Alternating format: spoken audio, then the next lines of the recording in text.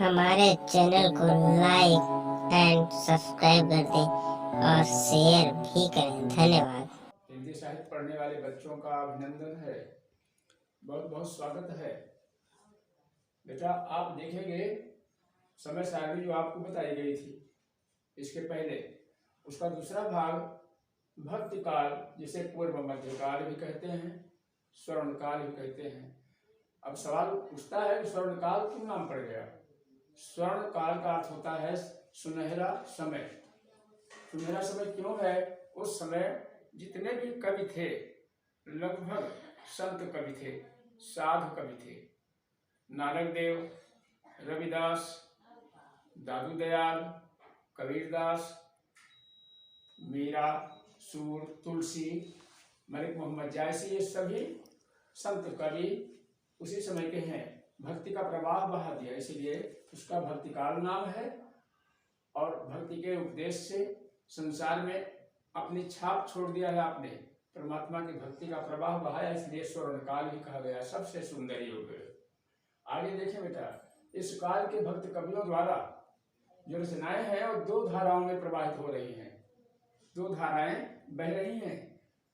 कौन कौन सी है? निर्गुण काव्य धारा, निर्गुण काव्य धारा तथा सगुण काव्य धारा।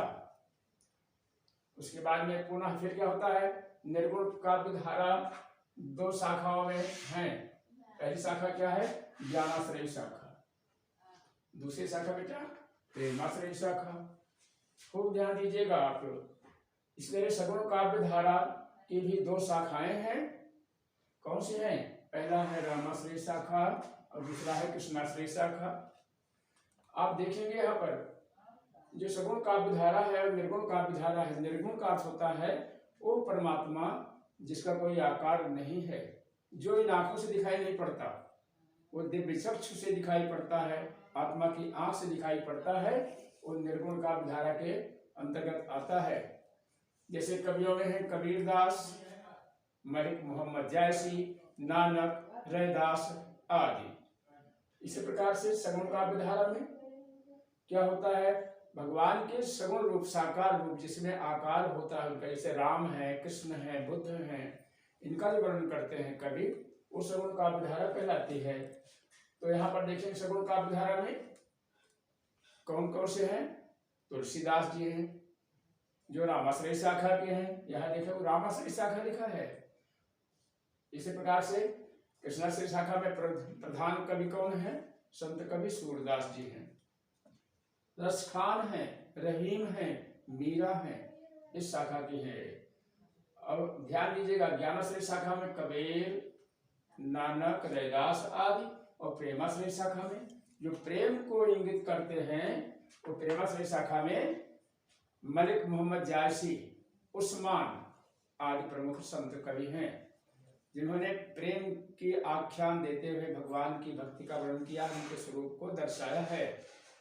तो आज आपको इतना ही संक्षिप्त में बताया जा रहा है, इतना संक्षिप्त में बताया जा रहा है बेटा कि काव्य धाराएं, काव्य का होता है कविता।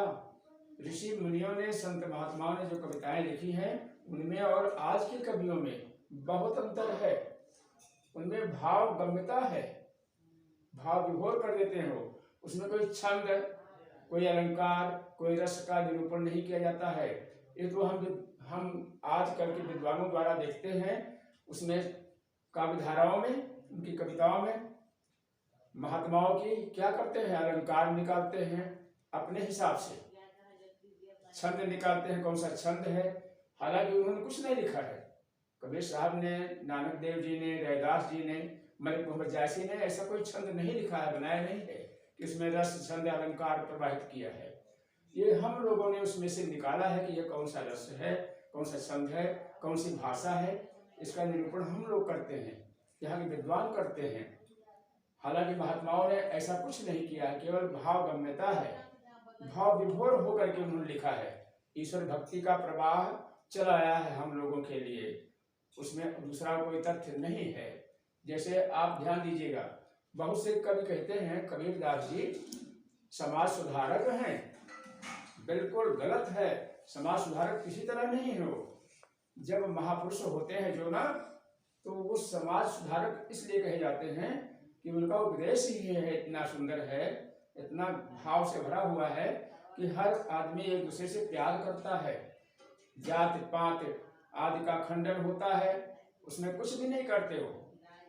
उन्होंने कहा परमात्मा एक है, उसके जो अंश हैं, जो आत्माएं हैं, वो भी सब एक हैं, चाहे जिस शरीर में है। इस प्रकार से ये भाव गम्यता से भरा हुआ संसार के लोग आपस में प्रेम करते हैं जो भक्ति में आते हैं। तो इसलिए कबीरदास जी को हमारे यहाँ के विद्वानों ने, आधुनिक विद्वानों ने इनको समाज सुधारक की संज्ञा भी दे दिया है।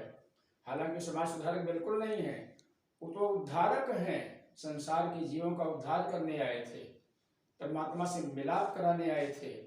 दूसरा उनका कोई ध्येय और उद्देश्य नहीं था समाज सुधारने का। समाज सुधारक न तो भगवान बुद्ध हुए, न कबीर हुए, न तुलसी हुए, कोई भी समाज सुधारक नहीं है। इनका एकमात्र उद्देश्य था परमात्मा की भक्ति। अब आपको आगे इसी काल के बारे में, आप जो भक्ति काल है ना, आपको बताया जाएगा कि सूरदास जी की क्या महानता है, तुलसीदास जी की क्या महानता है, कबीरदास जी की क्या महानता है। जो आज के विद्वानों ने इंगित किया है उसी अनुसार आपको समझाया जाएगा बेटा। तब तक के लिए फिर आप इसको कंठस्थ करें, याद करें, आगे फिर आपसे मुलाकात होगी। धन्यवाद।